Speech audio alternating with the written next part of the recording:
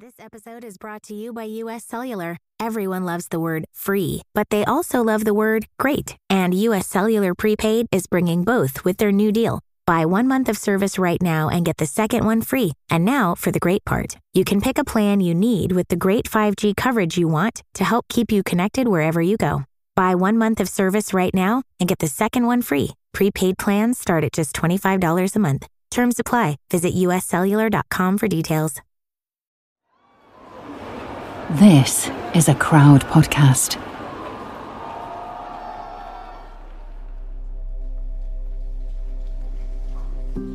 Here's what Sam Cooke sounds like when you hear him talking. Determine the times of your day. I think you can always write something that people will understand. A soft voice, quite high, gentle on the words, on your ears, like he's smiling at you as he speaks.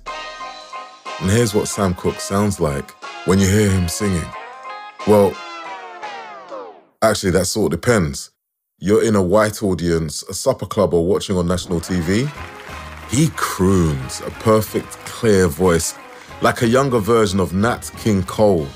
He's probably in a dinner jacket and tie too, an entertainer, clicking his fingers, but not much more.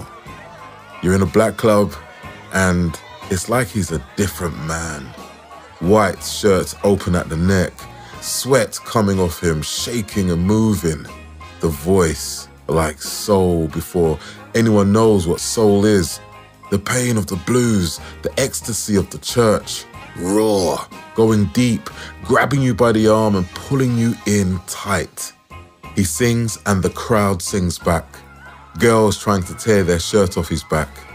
It's like sex and religion and anger and joy all mixed together in some beautiful mess. And that's what you've got to remember when you hear the records he made before he died. How great they are, how sweet, how pure. Songs like Wonderful World, like Cupid, You Send Me, perfect little love songs.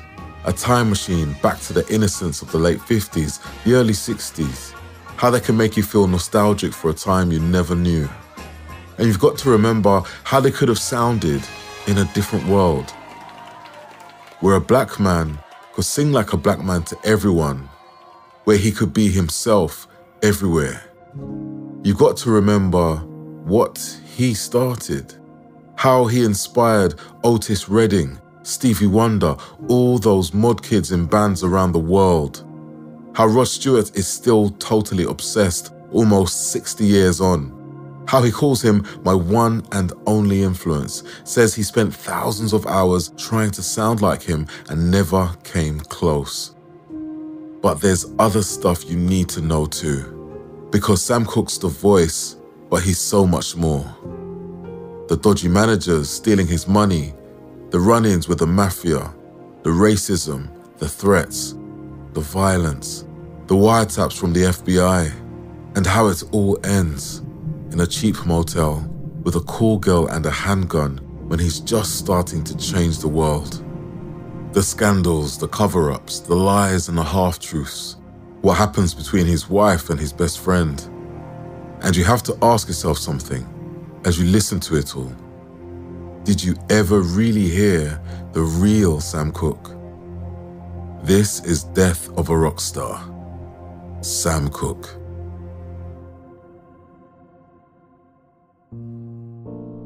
Okay, this is Sam Cooke growing up. His great-grandmother's a slave. His dad's a minister. He's born in the guts of the Great Depression down south. The family moved north to Chicago for work. That's the story for a lot of black folks in their 30s. And like so many, it all comes out in the church. You sing, you give praise, you lament. But Sam's got something else, a voice that takes you away with him. A look and a smile that make the girls do things they don't do with other boys. So he's out touring when he's in his teens. A band called the Soul Stirrers going back south. Gospel singing, the old way. 1 mic, 5 voices. Often no stage, just a space cleared. He watches the big stars in these little clubs. Chuck Berry, Little Richard, sees how they're singing about sex, not God. sees how the crowd swoon and scream when they do. It's a line in the sand to the ministers, to your parents and grandparents. You choose God's music or the devil's music, love or money. What do? Once you move, you can't come back. You could gain the world but lose your soul. Sam knows where he's from. He also knows where he wants to be. So he takes what he has and tries to turn it into something new. There's an old gospel staple. It's called Wonderful. The chorus goes, "My God's so wonderful." Sam tweaks it and calls it Lovable. My girl's so lovable. And the pop hits come, all sweet and cute. There's Cupid, his pure voice, muted horns, doo-wop backing. There's Wonderful World, 2 minutes 9 seconds of pop perfection. But everything else isn't so perfect. Wonderful World gets bigger when it's covered by white artists. And there's the opening line, "Don't know much about history." Every black man and woman knows the history. It's post-war America. It's all segregated in the old Confederacy states down south, where you eat, where you sleep, where you shit. Sam flies into Georgia for a gig, but he can't get to the venue because he's not allowed in the whites-only cabs at the airport. And black cabs aren't even allowed at the terminal. And that pain and anger, it begins to leak out. He has a big hit with a song called Chain Gang. It's pop, so catchy, a sing-along chorus, his voice gentle and high. But there's other stuff going on you can't miss. He's seen the real chain gangs, prisoners with shackles round their ankles, swinging picks and shovels, cheap labor for America's new roads and highways. He knows how many of the men are black. He's driven past in the hot sun, stopped, got out, given them his cigarettes, watched the white prison guards with their guns and dogs. Some things are changing, but other things are just as they always were. This is where we've got to talk about what else is going on down south. Emmett Till is a 14-year-old black kid. Someone thinks they hear him whistling at a white woman.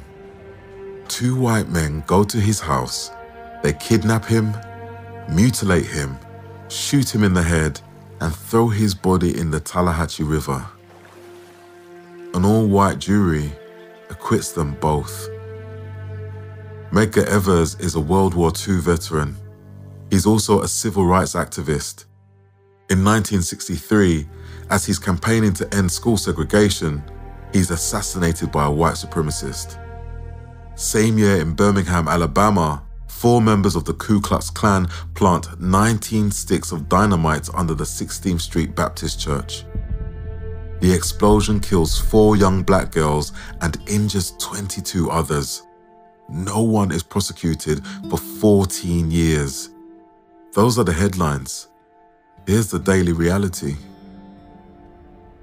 In October 1963, Sam and his wife Barbara tried to check into the Holiday Inn in Shreveport, Louisiana. He's booked in advance, turns up in his new Maserati, 2 friends behind in a Cadillac limo.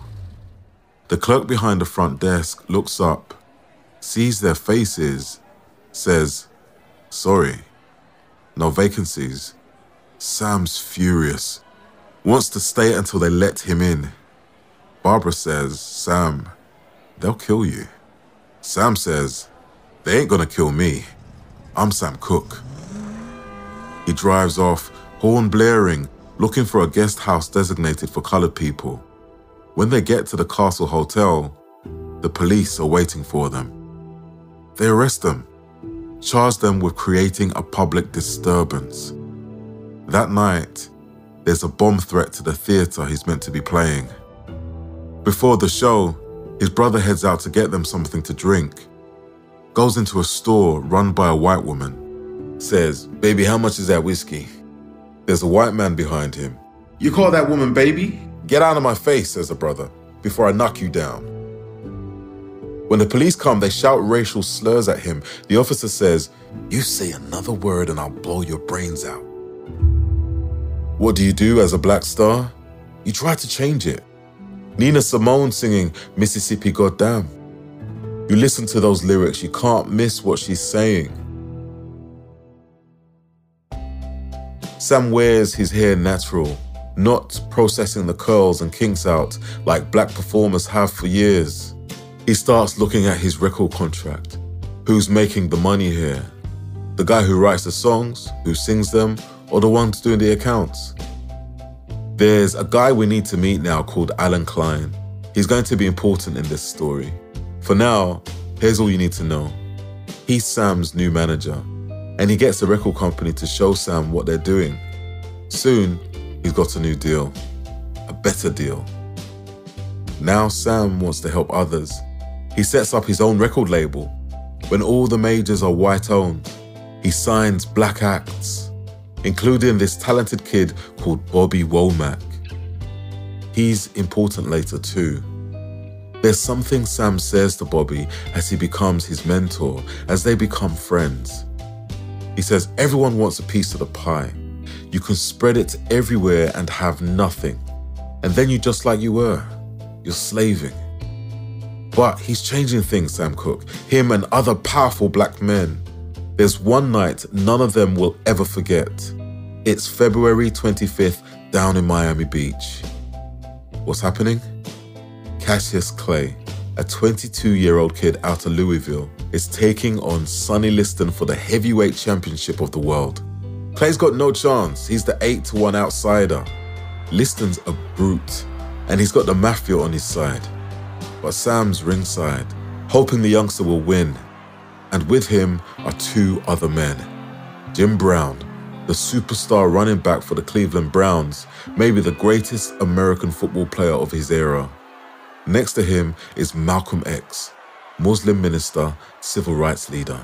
The man who helped Cassius Clay become Muhammad Ali. 4 powerful young black men.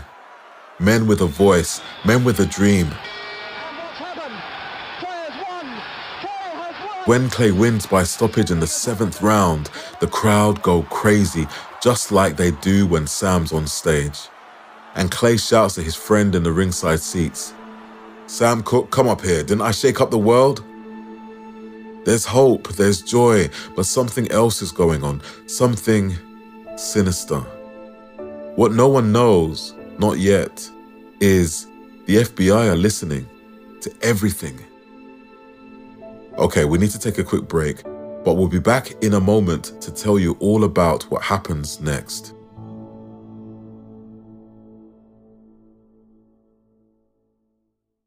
Do you want more Crowd podcasts? Let me tell you about the Crowd Stories channel. It's where you can find all of Crowd's documentaries. In one place. And for just £1 a week, they're ad-free. Addictive documentaries like American Vigilante. I'm a monster hunter. It's what I do. And Murder in House 2. I know you know what happened. You want to keep it to yourself, you suit yourself. You're going down. Unbelievable investigations into government cover-ups. Your daily reality is the fact that at any moment when the guard comes along, he might just pull out his gun and shoot you in the back of the head. And immerse yourself in the stories of death of a rock star. Just search for Crowd Stories on Apple Podcasts. And hit the subscribe button. See you there. Hi, this is Tom Fordyce and I am one of the writers on Death of a Rock Star. And this is a paid advertisement from BetterHelp Therapy Online. I've got a question for you. How is your social battery feeling right now? Because it can be easy to ignore how we're feeling and sometimes spread ourselves too thin. You know what it's like. Social gatherings are starting to pick up pace after the long drag of winter. But what's the right amount of socialising for you and how do you recharge? Well, therapy can help give you the self-awareness to build a social life that doesn't drain your battery. So, if you're thinking of exploring these areas and starting therapy, give BetterHelp a try. With over 1,000 therapists in the UK already, BetterHelp can provide access to mental health professionals with a wide variety of expertise in mental health. Our listeners get 10% off their first month at betterhelp.com/ rockstarpod. That's betterhelp.com/rockstarpod. Hi, this is Chad Nicefield. And this is Justin Press. We're the host of Making Waves, the Shiprock podcast, a part of the Sound Talent Media Podcast Network. We're inviting you to sail away with us on an epic journey in musical enlightenment. Every week, we bring you only the best artists in rock music and discuss everything from the cruise to the stage to the saga of being a professional recording artist. We'll have lots of special guests along the way, so tune in every week. Your stateroom is available every Monday morning, so welcome aboard.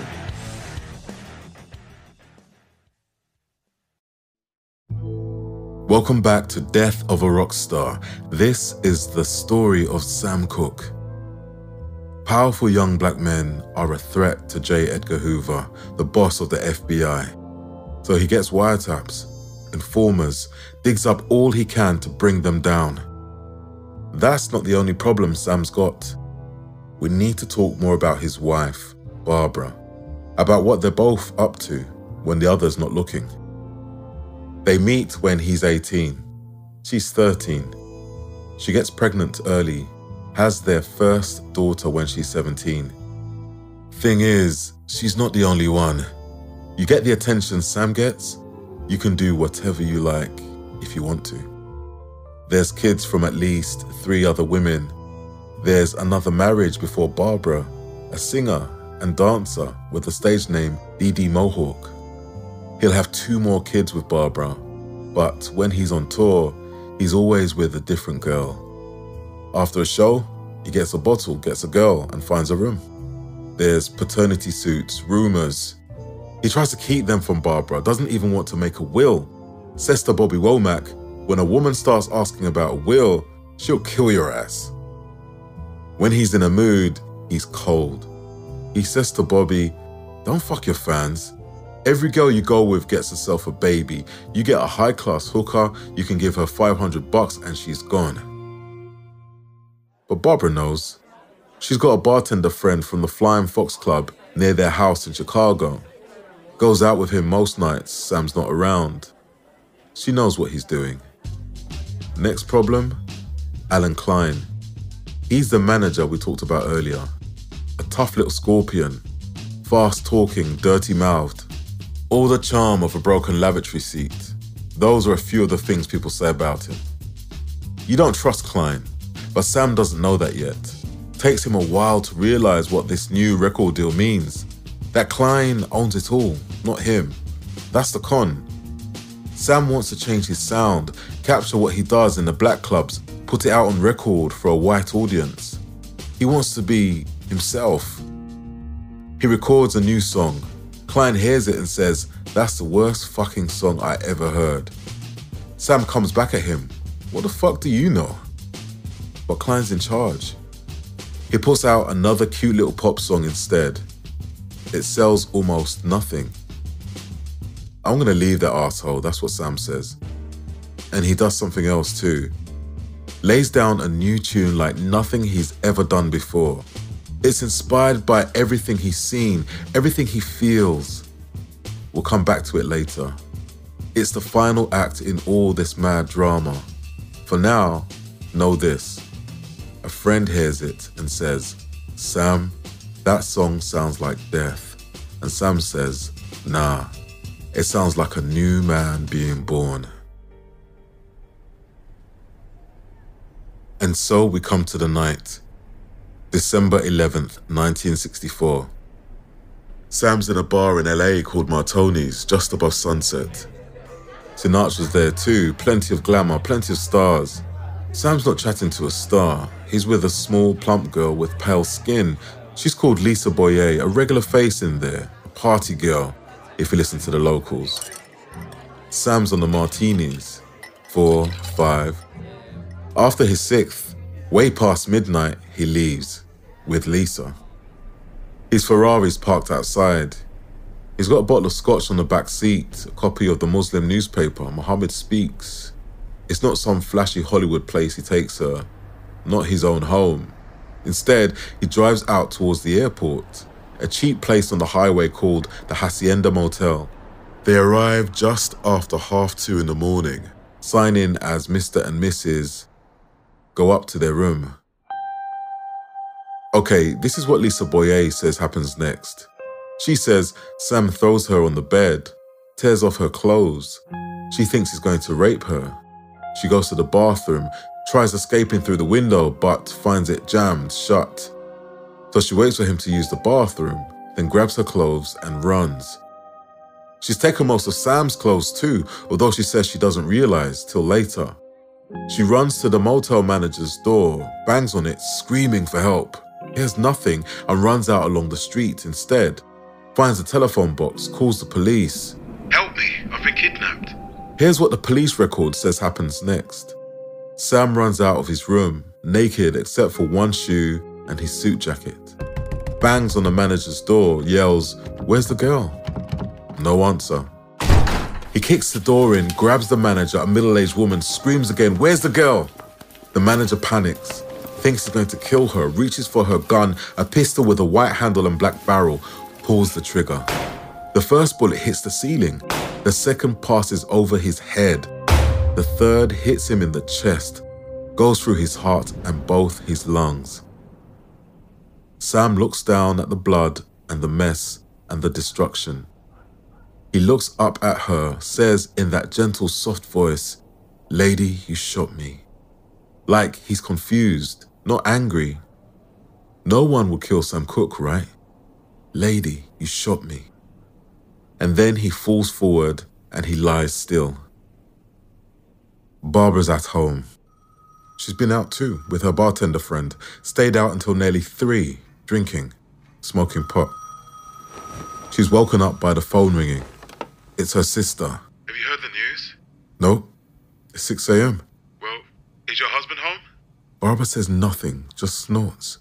Well, honey, he's dead. It's all chaos after that. At the Leek & Sons funeral home in Chicago, where they take the body, so many fans gather, there's a crush, and the glass doors collapse inwards. At the Tabernacle Baptist Church, where 200,000 fans queue to see his coffin carried into the funeral. In Barbara's bedroom, where she hides in the corner of the room, crying, all the bedding wrapped around her like a womb. The cops think it's easy. It all makes sense. The coroner's jury says, justifiable homicide. Some of the family aren't so sure. They say Lisa's a hooker. They say the motel manager works for the mob. Another singer says they see Sam's body up close before the funeral. Says it looks like his head is nearly clean off his shoulders. They say this ain't an accident. This is murder. Jealous rivals, the mafia, Alan Klein, the crooked manager, any of them. But there's no other investigation, and so the talk goes on. You reckon it stays like this if it's Elvis who gets shot? If it's not a black man? Maybe. In 1964, even Sam Cooke's life doesn't matter. The talk goes on, and the scandal. Remember Bobby Womack, Sam's friend, the kid he signs to his record label and takes under his wing? Bobby goes round to the family home, sees Barbara's friend, the barman, in the lounge, wearing Sam's dressing gown, in his watch, his ring. Says to himself, this motherfucker's trying to fuck over my hero. Shouts, get the fuck out of here and give me that robe too while you're going. And then he says Barbara asks him to stay the night. He says she takes him to bed. 3 months after Sam's funeral, they marry. The wife, the best friend. He's 20 years old. She's 30. At the registry office, he wears one of Sam's suits. He's so much like Sam in many ways. That's how Barbara explains it to a reporter. Not that I love him because of that, but he fits in, he belongs. For that reason, I can accept him, I can love him. They have a son, Vincent. As he grows up, the kid struggles with drugs and booze. When he's 21, he takes his own life with a gun. Bobby and Barbara, they divorce after 5 years. Later, Bobby will have an affair with Barbara and Sam's eldest daughter. She's a teenager. He's in his 30s.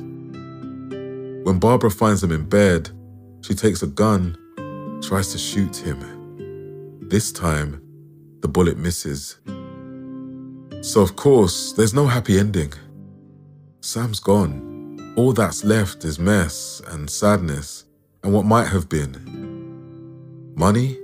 There's none for the family. It's Alan Klein who gets the royalties from the millions of records that keep selling.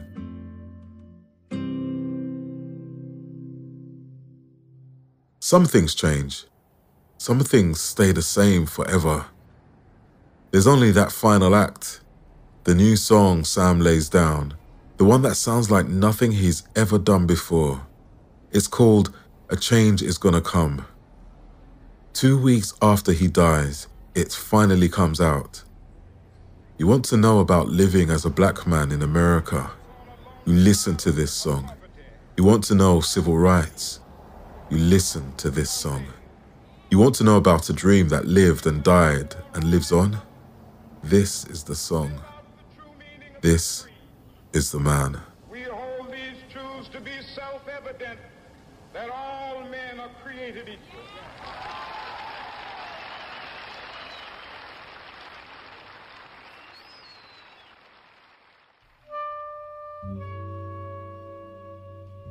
This episode was written by Tom Fordyce and performed by me, Elroy Spoonface Powell, Spoon the Voice Guy.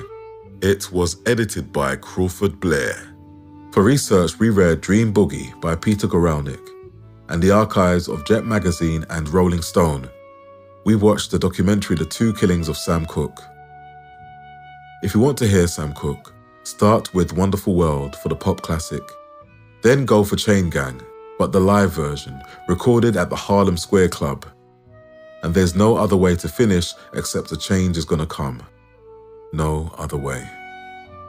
Or if you like another podcast to listen to, try our other series, Death of a Film Star, and start with our episode about the incredible Chadwick Boseman. Just search Death of a Film Star in your podcast app. Thanks for listening.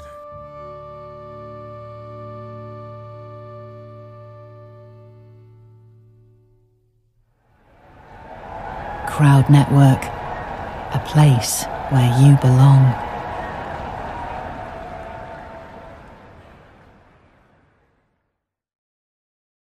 Hello out there! Yes, hello out there, everyone. I'm Hal Schwartz. And I'm Flynn McLean. Together we host None But the Brave, a podcast dedicated to the music and career of Bruce Springsteen. Bruce and E Street Band are on tour right now for the first time in 6 years, and we're taking a detailed look at what's happening on stage in our bi-weekly episodes. We've also been recently joined by some very exciting guests, including rock journalist Warren Zanes and Stephen Hayden, Backstreet's Magazine founder Charles Cross, and Barstool's Kirk Minahan. If you're a diehard Springsteen fan, this is the show for you. So please subscribe to None But the Brave on your favorite podcasting platform, and we hope to see you further on up the road. Thank you so much. We'll be seeing you. Bowie, Dylan, Marley. You've heard the names and maybe you've heard their songs, but what about the stories behind the records that made titans of music like these so universally loved and important? Join me, Josh Adam Myers, host of The 500, as each week I go through a different album from Rolling Stone Magazine's 500 Greatest Albums list from 2012 with an incredible lineup of comedians, actors, and musicians talking about how the music has impacted their lives. New episodes of The 500 come out every Wednesday. Listen now wherever you get your podcasts. Welcome to us talking about our podcast for a minute. What's the name of that podcast? That's Axe to Grind, and right now you're going to be getting a little taste of it, right down to the shaking microphone and all. And my name's Bob. And my name's Patrick, and usually we're joined by Tom. Tom's the best. Tom has a real grown-up job that requires him to be at work, but we talk about decidedly not so grown-up things like hardcore music and things that people that like hardcore music tend to like. So that could be the latest shows, revisiting classic material, talking about the new classics, all the little dorm room nonsense that you imagine from niche music podcasts that you either love, want to love, or hate. Yeah, imagine all the emotions that you have towards a genre that has impacted your life, and then condense them down to an hour to 2 hours a week. So triangulate your speakers, think about jumping off the bed, singing along, dancing like an idiot, and listen to Axe to Grind podcast.